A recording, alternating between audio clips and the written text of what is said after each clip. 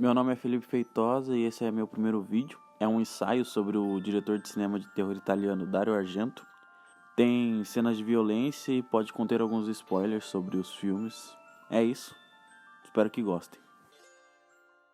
Dario Argento, quando lança seu primeiro filme, The Bird with the Crystal Plumage, já é marcado pela alcunha de esteta.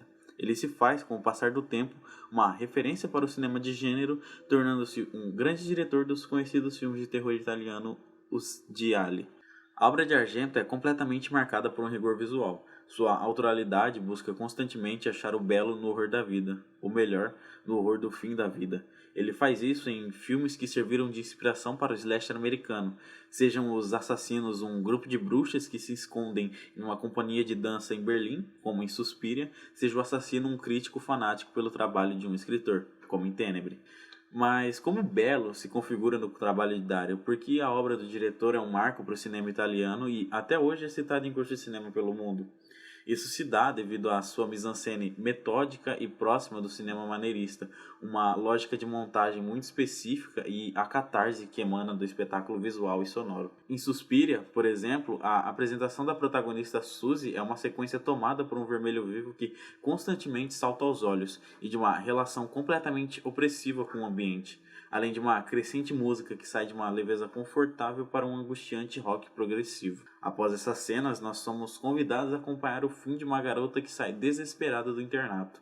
A jovem Patty caminha a floresta adentro, em meio a uma intensa tempestade até chegar a um prédio.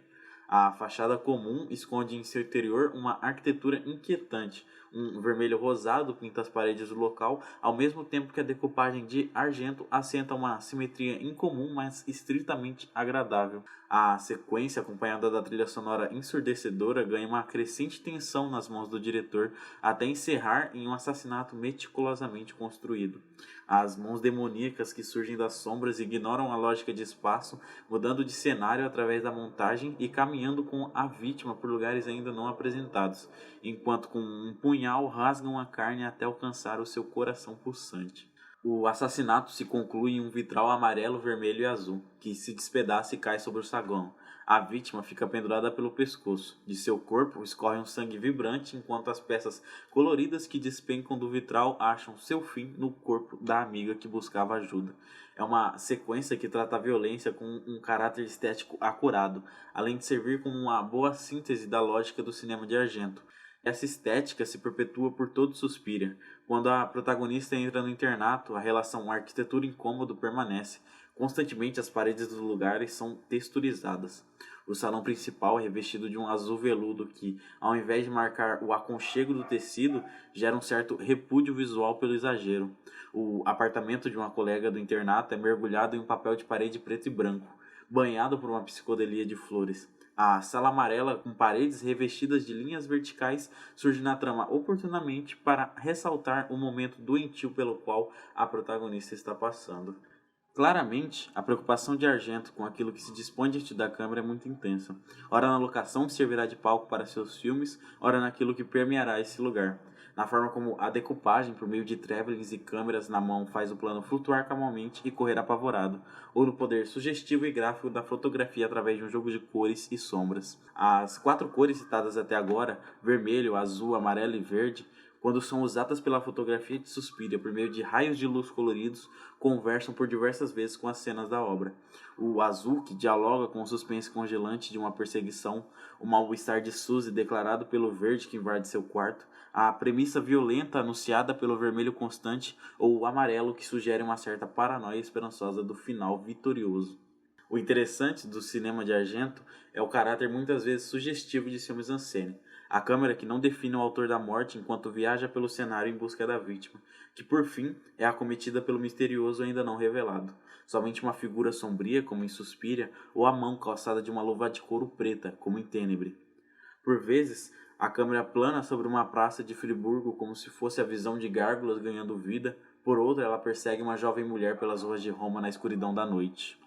O jeito como a filmadora percorre os lugares, flertando com o assassino nas sombras ou tomando o ponto de vista dele como seu, se preocupando mais com os assassinatos do que com o malfeitor, nos faz cúmplices e delatores do crime, instigando-nos a saber mais sobre a figura misteriosa, ao mesmo tempo que gera repúdio pelas suas atitudes hediondas, além de marcar uma natureza sádica do olhar da câmera, independente dessa figura ser uma antiga bruxa ou um assassino que pulou das páginas de um livro.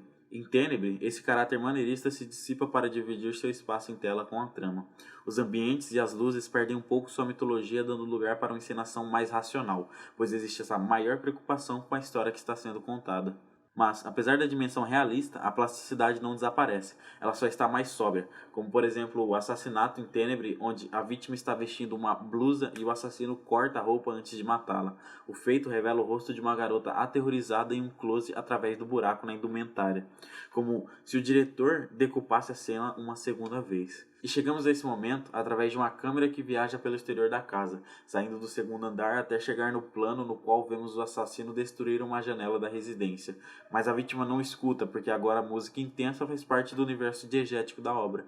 É uma elegância despojada dos exageros técnicos que vemos em Suspiria. O esteticismo permanece, menos saturado, menos real, mas ainda está lá na dimensão objetiva da fotografia e da cenografia. Uma preocupação gigantesca na forma como os assassinatos serão efetuados, na posição em que os corpos irão ficar após o finamento. Não só o morrer, mas todo o processo importa, desde sombras que perseguem as vítimas até o jorrar do sangue. Dario não se preocupa só com o corte que tira a vida, mas também com o desespero que antecede o fim, com o olhar apavorado e desolado da vítima, com a briga pela existência, com o grito de terror e com o desconfiar que encerra a quietude pacífica de mais um dia.